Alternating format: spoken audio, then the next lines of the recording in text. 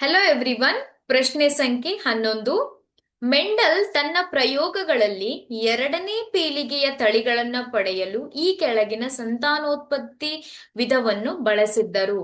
Option A ಸ್ವಕೀಯ ಪರಾಗಸ್ಪರ್ಶ, option B ಪರಕೀಯ ಪರಾಗಸ್ಪರ್ಶ, ಆಪ್ಷನ್ ಸಿ ತುಂಡರಿಕೆ, ಆಪ್ಷನ್ ಡಿ ಅಲೈಂಗಿಕ ಕ್ರಿಯೆ. ನೋಡಿ, ಮೊದಲನೇ ಹಂತದ ಸಸ್ಯಗಳನ್ನ, for example capital T small T ಇದೆ ಅಂದ್ರೆ ಈ ಎರಡು ಸಸ್ಯಗಳ ನಡುವೆ ಸಂಕರಣ ಕ್ರಿಯೆ ಅಲ್ಲಿ ಯಾವ ಒಂದು ಪರಾಗಸ್ಪರ್ಶ, ಪರಕೀಯ ಪರಾಗಸ್ಪರ್ಶವನ್ನ ಬಳಸಿದ್ರು ಅಲ್ವಾ. ಸೊ F1 ಪೀಳಿಗೆ ದೊರೆತಿತು.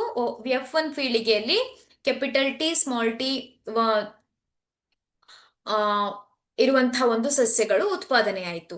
ಇದರಿಂದ ಏನ್ ಮಾಡ್ಬೇಕು, F2 ಸಂತತಿಯನ್ನ ಉತ್ಪಾದಿಸ್ಲಿಕ್ಕೆ ಏನ್ ಮಾಡಿದ್ರು, ಸ್ವಕೀಯ ಪರಾಗಸ್ಪರ್ಶವನ್ನ ಬಳಸಿದ್ದರು. ಆದ್ರಿಂದ ಸರಿಯಾದ ಉತ್ತರ ಯಾವುದು? ಆಪ್ಷನ್ ಎ, ಸ್ವಕೀಯ ಪರಾಗಸ್ಪರ್ಶ. Thank you.